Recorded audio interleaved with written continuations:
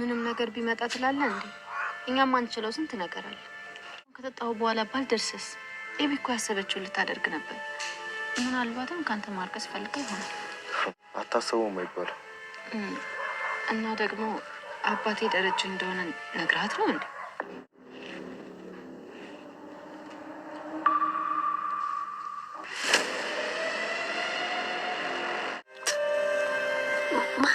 እንዴት እንዴ?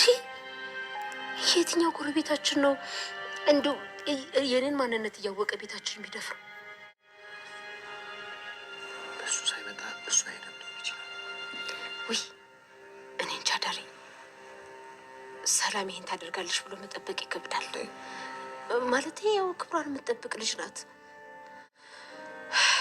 እንጃ ይሄን ታደርጋለች ብዬ አልጠብቅም። ያው የዚህ ሁሉ ሚስጥር እንግዲህ ቁልፉ ያለው እሷ ጋር ነው። አኑ ማጋባው ስፈልግ ጉድጓድ ገባሽ መቼ ቢሆን ስራ አታጋባትም እንዴ? እኔ ያልኩሽ የዳጣ አባት ማን ነው? አላቅም፣ ማወቅም አልፈልግም። ብታውቂ ኖሮ ገርሞሽ የዳጣ አባት ማን እንደሆነ ታውቂያለሽ? አላቅም። እኔ ግን አውቃለሁ። እስኪ ናታንዬ ንገረኝ፣ ልታኩል ንገረኝ። ይኸውልህ ዳጣ ግን አባቴ ሲሳይ ነው እያለች የዋሸች ነው። እና እስኪ ንገረኝ አንተ የምታውቅ ከሆነ። ለነገሩ ወደ አቦን ብቅል ያወጣል የሚባለው ዛሬ ነው። ናታንዬ እስኪ ንገረኝ፣ ካወክ ንገረኝ። ዳጣ እየዋሸች ነው አይደል? አንቺ ውሃ እያለ እኮ ነው። ምንድን ነው? ምን አድርገሽ ነው? ዳጣ እኔ ሰጠዋለሁ በቃ ወጪ አልኩሽ እንዴ? አንቺ ምን ሰጠሽ? ምን ማስጠት? የዳጣና የናታን ፍቅር እንግዲህ በከባዱ እየተፈተነ ነው የሚገኘው። ቤተሰቦቻችን እንግዲህ ከጅማሬያቸው በጣም በፈተና የተጀመረው የናታንና የዳጣ ፍቅር አሁን በእነሱ ጋር በእሷም ሳይድ በጣም ከፍተኛ የፍቅር ስሜት አለ። ግን ደግሞ ፍቅራቸው በጣም እየተፈተነ ነው ከሚባለው በላይ ማለት ነው። እንግዲህ አቢጌል ደረጀ እንደምታውቁት ከመጀመሪያ ጀምሮ በተለይ ዳጣ እዚህ ቤት ከመጣች ጀምሮ እንግዲህ የልክና የትዕቢት እንትን ይዟት ናታንን ዳጣ የሷ አታደርገውም በሚል በቃ ቅናታዊ መንፈስ ተነሳስታ እንግዲህ በጣም እየታገለች ነው የሚገኘው። ከዛ አልፎ እንግዲህ አሁን ላይ እየተደረገ ያለው ነገር በጣም አደጋ ውስጥ እያስገባችሁ ነው። እንግዲህ ባለፈው እንዳያችሁት በጣም በሚገርም ሁኔታ አረቄና መንትን ቀላቅላ ለናታን ክላሱ ውሃ ጋር አስቀምጣው ነበረ። እሱም እንግዲህ ውሃም ጠምቶ ስለነበረ እንግዲህ ጠጥቶት ነበር። በኋላ እንግዲህ ሽታው ምናምን ስለነበረ ግን ብቻ ሌላም ነገር ጨምራበት ስለነበረ ያው አሞት ነበረ። ቤተሰቦቻችን ያው ከማታ በቃ ማለት የምፈልገው ደረጃ ላይ ደርሶላታል። የሚገርመው ነገር ማለት ነው አስክራዋለች። ሂዳ እንግዲህ የሌሊት ልብስ እንግዲህ የራት ልብስ በራቁቷን ሆና ማለት እንችላለን ሂዳ ነበር አጠገቡና እንግዲህ ማን አቤልህ እንዲያለ ነበር። እኔማ የለሁም በሳክነት ልሳኩ ከዛ ማለት ነው በቃ ናታን እኔ እናንተ እንጋባለን እኮ ምናምን ቀለበት የምታስርልኝ ነው አይደል እንዴ? በቃ አሁን እኔ እናንተ ጊዜ ነው ምናምን ስትል ማለት ነው። ከዛ እሱ ደግሞ ኧረ እኔ ዳጣን ነው የማገባው እናቴ አንቺን አላገባም ማለት። ስካርም ቢሆን እኮ የሰከረ ሰው ውሉን አይስትም ሲባል አልሰማችሁም ጋይስ? እና በዛም ቢሆን እንደዛ እንኳን አስክራው ማለት ነው በስካር መንፈስ እንኳን የሚያወራው ወሬ በቃ ያናድዳታል። ከዛ ምን ቢላሪፍ ነው አይ በቃ ስንቶክና አባቷ የዳጣ አባት ማን እንደሆነ ታውቂያለሽ ምናምን ሲላት በቃ አላቅም አልፈልግም ማወቅም አልፈልግም ማለት መጀመሪያ እኮ ስለተናደደችው ምን ስላለ መሰላችሁ እኔ ዳጣን እንደማገባው አንቺን አላገባም ስላንተና አይደለም ምናምን ብሎ ነገርዮሽን የሆነ እንተ ስላለባት በጣም ተናዳ ነበርና ከዛ በኋላ ብታውቂው እኮ አላት ማለት ነው። ብታውቂው ገርሞሽ ደንቆሽ በጣም ነበር ተናደጁ ምናምን ሲላት እንደገና እሺ በቃ ንገረኝ ዛሬ ማትናገራታለህ ሆዳ አባውን ብቅ ያወጣዋል አሉ። እሺ ማን ነው የናታን የዳጣ አባት ምናምን አለች። ከዛ በኋላ ማለት ነው ንገረኝ ናታን ንገረኝ በልንገረኝ በቃ ምናምን ስትለው ሄዶ እሱ በቃ እናቴ ሳከረ በጣም ሄዶ ዝግረር ከዛ አረ ሳትነግረኝም አይሆንም በጭራሽ እንዴ ሳትነግረኝም አይሆንም ዛሬ ማን ላቀቅም ትናገራታለህ ምናምን እያለች ስትዝት እንግዲህ ሰላምዬ ደግሞ ሄደሽ ከናታን ክላስ ቫይታሚን አምጪ ብላ መድኃኒት ግዛልኝ ብየዋለሁ ናታንን ሄደሽ ቀስቀሰሽ ቢሆን ቆርቆረሽ ከክላሱ አምጪ ብላ ናታን ክላስ ዳጣ ላክ።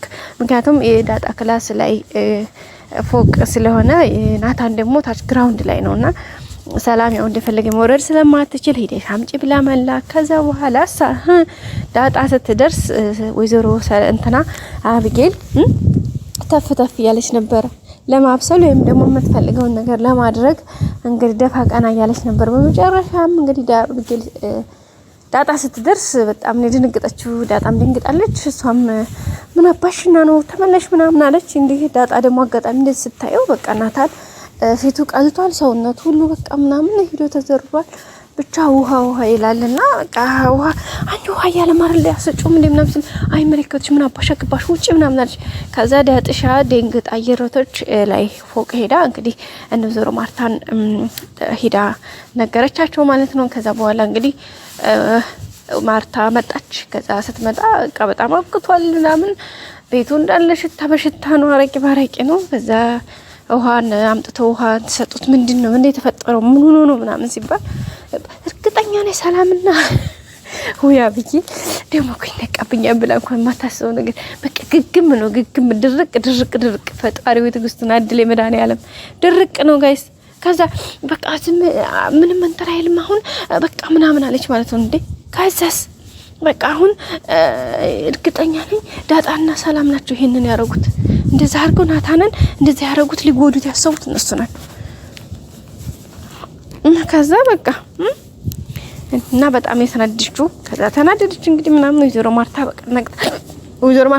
በነገራችን ላይ በጣም ነው የነቃችው። ምክንያቱም ሲጀመር ይሄ ልብስ እንዴት ለብሰሽ መጣሽ ምናምን ብላ እንግዲህ እናትየዋን በጣም ቀወጠች። ከዛ አብጌል ተናዳ ወጣች። እንግዲህ ከዛ በኋላ ናታንን እነሱ ሀፈታሱ ምናምን ሰጣተውትኝ ያለውን ነገር ሽሮ ፈትፍታችሁ አምጡ ምናምን አለች ወይዘሮ ማርታም። በኋላ እንግዲህ ናታንም ተሻለው ያው ትራስ ምናምን አነባብረው አስተኝተው ሄዱ። ጧትም ሲነጋ እንግዲህ ወይዘሮ ማርታና ደረጃ መጥተው ጠይቀውስ ነበረ። ጋሽ ደረጃ የሚያውቀው ጉዳይ የለውም። ውሃውን ከየት ነው የገዛኸው እንዴት ሊናም ሲባል ያው ከሱቅ ነው የገዛሁት አለ። እሱ ግን ከቤት ነው ከፍሪጅ ውስጥ አውጥቶ የጠጣው ግን ያው ከውጭ ነው የገዛሁት አለ። ያው ነገሩን ላንተን ላለማካበድ ቀለል ለማድረግ እና በጣም አሞት ነበር የዋለው ደብሮት ምናምን። እንግዲህ ያችን ብቻ አባቱ ሳይነከከዛ ማለት ነው ለወይዘሮ ማርታ ምን ትላታለች? ወይዘሮ ማርታ ደንግጣ ምናምን ልጁን ቀና ጎንበስ ያረጋች የሆነ ሙቀቱን ቼክ ታደርጋለች። ናታንዬ በቃ ሆስፒታል ሄዷል ምናምን እያለች እሷ አንተ ስትል እንደ እማዬ በቃ ለትንሽ እኮ አቃተው እንጂ ይዳጣና አባታ ሊነግረኝ ነበር እንዳበርቢ አረ ወይኔ ብዳን ያለፍ ለነገሩ እሷው ምን አሳሰባት የሱ ወይዘሮ ማርታ እኮ ልጁ በቃ ተጎድቷል ምናምን ብላ ጀስት ማድረግ ያለባት ነገር እያደረገች ነው ያለችውና አብጌል ደግሞ በቃ እንደ አባቱን የዳጣን አባት ቆይ ነግረኝ ማየ ከዛ በቃ ለትንሽ ሲል በቃ አለች አቃተው በቃ አለች እና ምን ይተበሰል እና የምር በጣም ነው የምታስቀኝ አብጌል መድኃኒዓለ እውነት በቃ ዘና ነው የምታረገኝ እኮ እንደው ፈጣሪ ሆይም በቃ እስከዚህ ድረስ ነው እርቀት አያችኋት ጋይስ። በዚህ ልክ ነው እንግዲህ እንትን የምትል ያለ እና እንግዲህ በመጨረሻም ሳይሳካላት ቀርቷል። እንግዲህ ዳጣን ስታስደነግጣት ነበረ። አንቺ ወደ አባውን ብቅል ያወጣዋል ሲባል ተረት ነበር ይመስል ለካ እውነት ነው። አባትሽን እኮ ሰማሁኝ፣ አባትሽን ነገረኝ እኮ ማን ነገርሽ? ናታን ምን አለሽ ታዲያ? ማን ነው አለሽ? በቃ እውነታውን ነገረኝ ምናምን አለች። ለማውጣጣት ነገር ሞከረች፣ ግን ያው ዳጣም ነቄ ስለሆነች ምን አባቴ ሳይ ነው ሌላ ምን እንትናለሁ። አንቺማ እዚህ ቤት የሆነ ነገር አለሽ፣ ቆይ ጠብቂ አገኝሻለሁ ምናምን አለች። እንዴ አሁን አባትሽን ሰማሁሽ፣ አሁን ደግሞ ስዝች አለሽ፣ ቆይ ምንድነው አማርኛሽ እያለች ነበረ። ከዛም እንግዲህ ዳጣ ናታንን እየጠየቀችው ነበርና ምንድነው የተፈጠረው? ይሄን ነገር በእርግጠኝነት ከአብጌል ውጪ ሌላ ሊያደርገው የሚችል ሰው የለም በጭራሽ። ስለዚህ ደግሞ አባቴን ነግራት ነው እንዴ? የምር ነግራት ነው እንዴ? ለዳጣ ለአብጌል እንደዛ አለችኝ እኮ ምናምን ስትለው እንግዲህ ድንግጥ ነው ያለው ናታን ለራሱ። በዛ ላይ ደግሞ የሆነ ኮቴ ሰምተው በጣም ድንግጠው እሷ እያዳመጠች ነው ብሎ ማለት ነው። ምክንያቱም እየተከታተለቻቸው ስለሆነ አሁን እኮ በቃ ሲያወሩም ነፃነታቸው ሁሉ ተነፍቋል። የሆነ ነገር ቋሲል በቃ ድመትም የሆነ ነገር ሲመጣ በቃ ሌላ ነገር ስሜት የላቸውም እና በዚህ መልኩ እንግዲህ እየቀጠሉ ነው የሚገኘው። ናታን ግን ምንም አይነት ነገር ቢፈጠር እኔና አንቺ አንለያይም አብሽር እያለ ዳጣን እያበሸራት ነው የሚገኘው። ዳጣም ደግሞ አይ ከኛ አቅም በላይ እኮ ሆነው የሚሆኑ ነገሮች አሉ አንዳንዴ እንደዛም ነገር እኮ አለ ይፈጠራል ነው አምስተለው ምንም ነገር ቢሆን አብሽር እያላት ነው የሚገኘው። እንግዲህ ፍቅራችሁን ያዝልቅላችሁ እሱ ይሁናችሁ እንላለን። በቀጣይ በአዲስ ቪዲዮ እስከምንገናኝ ሰብስክራይብ፣ ላይክ ማድረጋችሁን አትርሱ። ቤተሰቦቼ መልካም ጊዜ በያላችሁበት። ባይ ባይ።